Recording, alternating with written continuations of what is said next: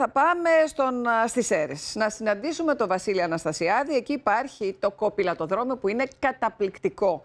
Είναι πάρα πολύ ωραίο. Είναι ένας φυσικός χώρος. Κοπηλασία ουσιαστικά μέσα στον κάμπο των Σερών, έτσι Βασίλη? Καλησπέρα.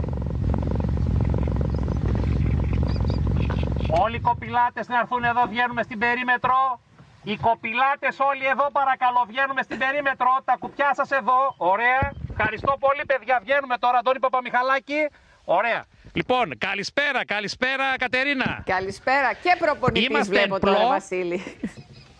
Και προπονητής, θα πάρω τη δόξα του προπονητή εδώ, του Βασίλη του Τσανταρλιώτη, ο οποίος είναι προπονητής στην ομάδα του Κερκινίτη, ναυταθλητικός περιβαλλοντικός σύλλογος Πεφελινού Κερκινίτης. Και όπως είπες Κατερίνα, πραγματικά μέσα στον κάμπο των Σερών υπάρχει αυτός ο φυσικός στίβος κοπηλασίας. Είναι μοναδικό. Πού να το περίμενε κάποιος ότι μέσα από τον νομό Σερών, από τον κάμπο, από τον καταπράσινο κάμπο, θα βγουν οι αυριανοί Ολυμπιονίκης κοπηλασίας. Γιατί η κοπηλασία μας έχει δώσει πολλά μετάλλια.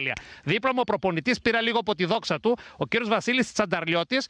Ήρθαμε, είμαστε εν πλώ, έτσι, κάνουμε την προπόνηση μαζί. Η περίμετρος είναι η πρώτη εκπομπή. Είστε από τους λίγους, αν όχι οι μόνοι που είστε εν πλώ. Έχετε πλησιάσει στην κοπηλασία πιο κοντά από οποιονδήποτε άλλο. Σας καλησπερίζω και σας καλωσορίζω στον Ναυταθλητικό Σύλλογο Κερκινίτης. Γεια σας κυρία Ρενιέρη, ευχαριστούμε πολύ την περίμετρο εκ μέρους όλων των κοπηλατών που βλέπετε δίπλα μας. Είμαστε εν πλώ πραγματικά και ως ο Νούπο ετοιμαζόμαστε για τους Πανελλήνιους Αγώνες, το Πανελλήνιο Πρωτάθλημα Κοπηλασίας στο Στίβο του Σχοινιά, 9 με 12 Μαΐου. Πώς το καταφέρατε στον κάμπο των Σερών να κάνετε ένα έτσι φυσικό αθλητικό στίβο κοπηλασίας και να έρχονται παιδιά οι οποίοι θα είναι οι μελλοντικοί Ολυμπιονίκες?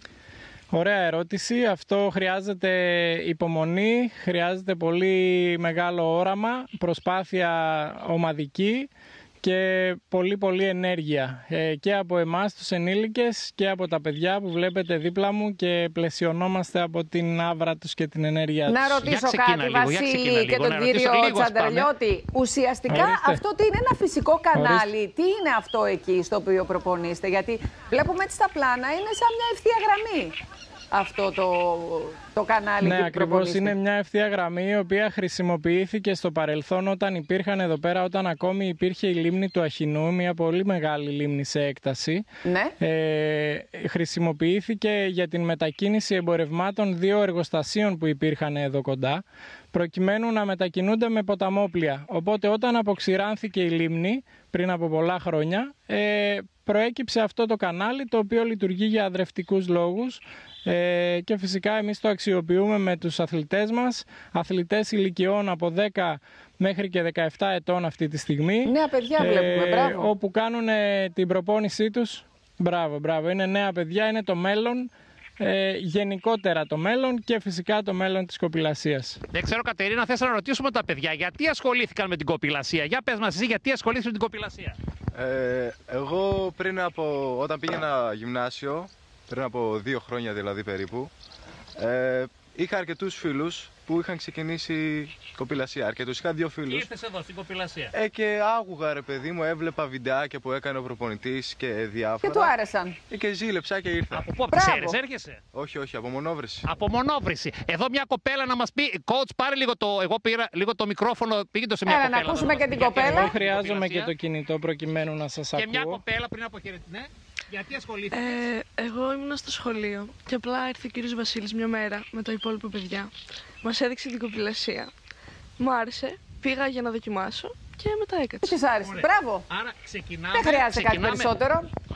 Όπως βλέπεις Κατερίνα, πραγματικά γίνεται καταπληκτική δουλειά. Άντε Βασίλη, με τον Αντώνη που είμαστε εδώ και πολλή ώρα εδώ, έχουμε εντυπωσιαστεί. Λίγο κοπηλασία για πιο μεγάλα παιδιά. Έτσι. Πώς το βλέπεις? Έτσι θα δημιουργηθεί, θα γίνει και αυτό, θα κάνουμε και τμήμα ενηλίκων μελλοντικά. Να τον πάρετε και τον Βασίλη. Έχουμε για αυτές τις...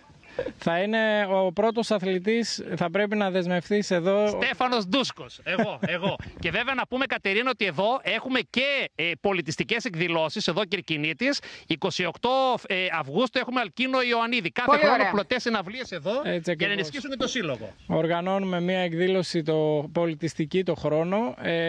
Γιατί αγαπάμε και τον πολιτισμό και τον αθλητισμό και το περιβάλλον. Ακριβώς, ο αθλητισμός είναι ταυτόχρονα και πολιτισμός. Σας ευχαριστούμε πάρα πολύ. Ευχαριστούμε πάρα πολύ. Να είστε καλά, καλές προπονήσεις, καλή Ανάσταση.